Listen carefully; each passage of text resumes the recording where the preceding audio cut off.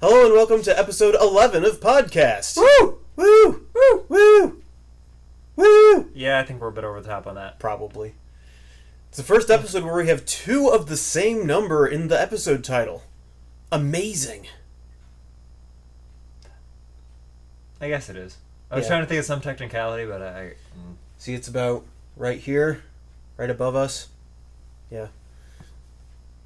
What? What? What is? The number. It's right there. Oh. In any event, we have an apology. Okay. An apology about last week.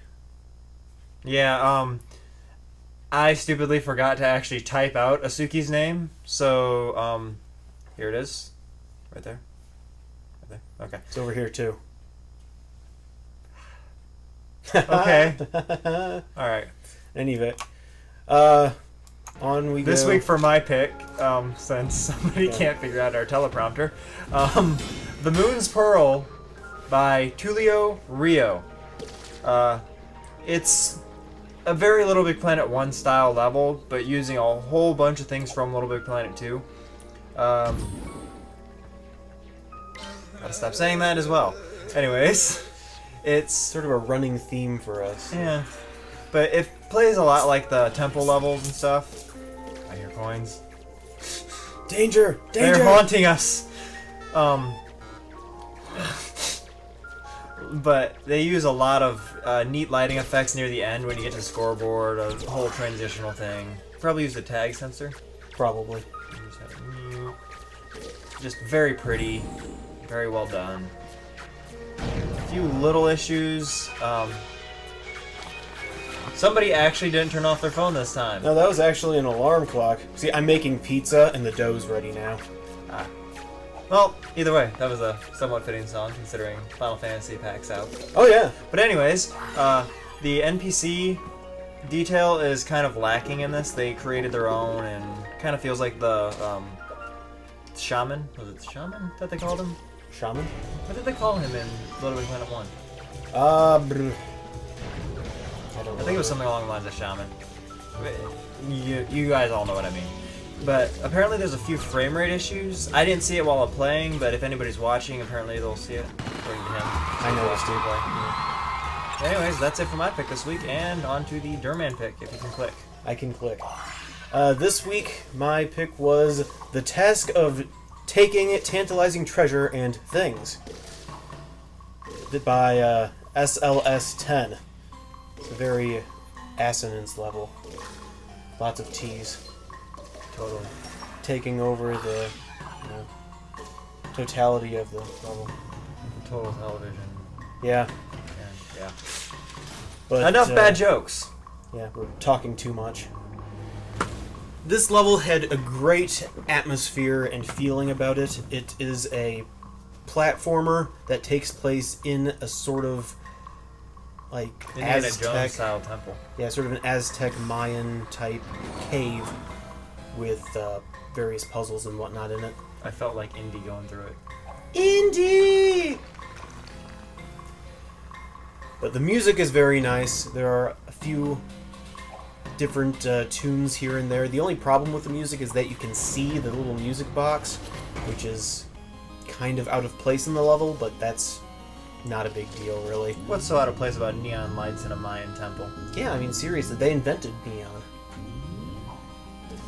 The prize bubbles in this level are very well placed. They are placed as you would expect in a Little Big Planet story level. Some of them we can't even figure out how to get to, but we can see them. But there are also... One of the other nice features is that there is non-linear gameplay. You have to retrace your steps and go back through a part of the level that has changed since you last went there, which is always nice when they have that degree of... What's the word I'm looking for? Maybe. The degree of inconsistence when you go back through. So it's not quite the same. Change, I think, would have just worked. It probably would have worked, but I wanted to be more wordy and sounded cool. But that never works. Oh, and it uses telekinesis in the level. Yes, you have telekinesis powers by using the right stick for various puzzles. Is it, I think, 3 spots where you need to use it? and it's executed quite well each time. But that's it for my pick. So on to the podcast pick, which is Sweets Fantasy by White Rabbit Zero. Very high level of detail, kind of a Victoria von Bathysphere level. Uses like the jam signs and a lot of the jelly and things like that for materials. But they use the detail to create intricate puzzles too, like making some jelly bouncy and a lot of depth lighting. Just beautiful level. Some of the jelly actually looks like repulsion gel in Portal 2. The harder you land on it, the higher you bounce. Just a very cool effect. Cool effect, but hard to get the hang of. Yes, because you have to swing up with a grappling hook, let go, and then land on it hard to get the jump right. There are also sack bots that you control in this level that have a very cool method of control. You have to control them, in some cases at the same time as your Sackboy, by using the right stick, using R2 to jump, and L1 to grab. So it's mirrored of your own, except with an R2 jump. Mm-hmm. But it's nice because you still have access to all of your Sackboy's controls, while at the same time having another set of controls that don't interfere. Makes those puzzles a lot easier in multiplayer because you don't have to do it by yourself. Because when you hit R2 while swinging on the grapple, you're going to drop, but you have to hit R2 to get your Sackbot to jump to grab you, so you have to be really fast on that in single player. Multiplayer, not so much. But at the same time, the multiplayer, it's not entirely multiplayer friendly because it just kind of randomly assigns who controls the Sackbot. But stop doing that! I hate you, phone. Anyways! Also, there's a section that has jelly that you have to grapple onto, which is kind of tricky. You kind of already covered this, actually. You have to swing on the grapple, land on the jelly, and bounce up. Well, I was thinking of another section. Okay. I can't think of another section. I seem to recall there being another section that was tricky. I'm crazy. Just completely bonkers. Our M&M pick this week is another minigame. We haven't picked a movie in a while. We're going to have to hunt for one. Indeed. Anyways, it's Containment by Nightshade 94123. Which, all I can think of is Nightmare Before Christmas when I read that name. But anyways, it's a... Makes me think of potatoes. Okay. I do get the reference. This level has a lot of awesome packed into one small package. And pretty much no bad, really. Yeah, we couldn't really think of anything that was bad about this level. We just want to play together. Yeah, a multiplayer version of the level would be awesome, but that would be the only anything approaching a complaint. It's a top-down shooter, somewhat along the lines of Blast Radius, which pretty much everybody's played. Which, if you haven't, go back to the MM picks and play it. It's top-down shooter, right analog stick points your direction, R1 fires, and left analog stick steers you. You also have a containment fences that you do not touch. I learned that the hard way. You make one on one side, and then you go to the other side of an enemy, make another, it grabs the enemy, and then you get extra points. Those things. Yes. I'm not talking about the edges of the level. That's actually mainly used for containing bombs in the challenge. Bombs as well. Yes. But the story of the game is great. They have a voiceover with your computer that's very Portal GLaDOS-like. Very. Which just pleased me greatly. Except it has a face. Yes, it has the same sort of feeling. It's not a direct ripoff or anything, but it has the same sort of darkish humor. And there's two modes. There's a challenge mode and a adventure mode. Arcade mode. Arcade mode. Good name. Arcade mode. You get prizes for getting to a certain point throughout them, and then if you go to the finish, you get prizes based on however many points you got, which is a really clever way of doing it. And when you start the challenge or at arcade mode, it takes away 10,000 points, so that way you can't cheat on it. So I assume there's a cap. Yeah, there must be some kind. But that's the M&M pick this week. So, news. I'm hoping you all saw the new credits last week. I worked hard on those. Some people on Twitter were asking about it, so I'll explain it here. The reason some names are purple in the credits is that those are people who have submitted something to the podcast, be it fan art, level suggestions even, things along those lines. if you contribute, we'll put you in there. We'll highlight you in there. It's as simple as that. And in order to appear in the list, you have to be following us on Twitter. It's the only way we can really keep track of who's following us. So sorry about the people only following us on YouTube or sites like that. It's just... Because we don't want to have redundancy of names, which could be tricky to do. We'd have to go through both lists of names and cross-compare and all that stuff. Yeah. And quite honestly, we don't want to mess with that. Yeah, it's a bit too much work for as simple of a thing as it is. So yes, follow us on Twitter so you can get into the credits. Hopefully, by the quality, you can tell we got a new mic. Yes. Hopefully this all works. If not, we still got our backup running, but we should have no problems. Yeah, hopefully you can hear us more clearly than usual. We're in stereo. Stereo! No, you're not. Ah, We're not in stereo, we're in mono.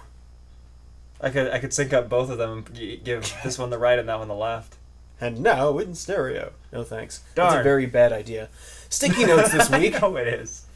We are going to tell you about the special search functions for Little Big Planet. And actually, back on the news thing really quick.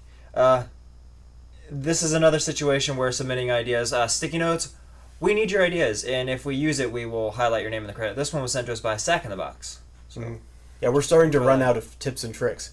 So, we have a whole bunch of little ones, but it's like, do we really want to use those? And we have some really complex ones. yeah. Send in your ideas. But anyway, this one is the special search functions for Little Big Planet. Media Molecule posted these on their blog a long time ago, and a lot of people don't know about them. I didn't know about them. So there are 4 main ones. First is if you want to search for an author, you put the @ symbol and then their name. If you want to search for a single word, then put that word into apostrophes, just single quotes. If you want to search for a phrase with multiple words, you put that phrase into full quotes. And if you want to search for a word in the title of a level, you put a $sign before the word that you want to search for. Indeed. I don't money, know why I did money. that. Because he's crazy, you see. Not as crazy as him. But still awfully crazy. That is But true. you can also mix and match these search features. Like you could have @name space, then in quotes a word. So you can search for a person with a level with this word in it. So, Yeah, if you're looking for somebody's specific level, that's definitely the way to do it. Because otherwise you'll end up getting knockoffs too. Had that happen a few times. So anyway, that's it for Sticky Notes this week. So moving on, we have the comments and creators. I think I'm sort of a fan of Games Workshop, both their Lord of the Rings and Warhammer 40k miniatures tabletop battle games. Nerd. Yes, I'm a nerd. But they have recently begun putting more money into developing video games. Recently, they released a top-down shooter type game, like a dual-stick shooter, which is Space Marine based, which looks like a lot of fun. And they are also making a third-person game called Warhammer 40k Space Marines. Or was it Warhammer 40k Ultramarines? I can't remember. I think it's Space Marine. Oh, and really quick, that Twitch, I'm cold. That's all that was. I don't have a nervous Twitch or anything like that. Just And he's crazy. So in we're just any gonna event, keep going back to that. yes. Okay. In any event, I would like to see, for either the release of the game or the impending release of the game, a set of Ultramarine armor for your Sackboy with the helmet and the giant shoulder pads, maybe a bolter. That is one fat sack boy I'm picturing. Yeah, it's massive. And like a power sword, or maybe have a selection of different weapons, like power sword or the power glove or like plasma gun, all sorts of different things. And along with that, I'd like to see some Ultramarines, like banners and their emblems and all that sort of thing as a sticker pack to go with it. I actually know very little about this, so yeah, he's completely on this one. Yep. Clearly. Because I have no idea what he just talked about. That's because you're crazy. Now it's getting old. Yeah, redundancy has taken over, which is good because now we're done. So make Him sure more you so stop. than me. Yes, we are just totally done. Make sure that you stop by our website, podcastlbp.com. Did you forget our URL? I always forget our URL. At least you said. At least you didn't start saying the wrong one. Yeah. Anyways, check out our gallery levels, our blog, our Twitter. And, Out of order. Of course. And stop by our...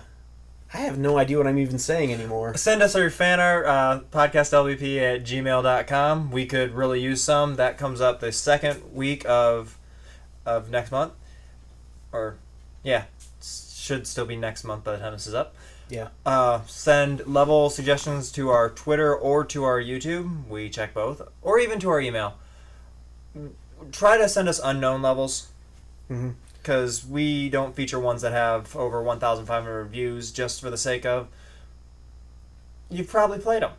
Or they've made it to cool levels. They got their fame. People need new fame. Yeah, we like to play levels that have less than 1,500 plays.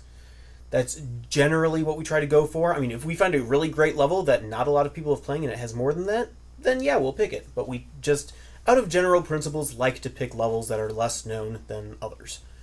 Yep. But that's just our personal preference. That's it for this week. We'll catch y'all next week. Yep. Cheerio. I want cereal. Cereal. But we got pizza. Yeah, pizza. All right. See ya.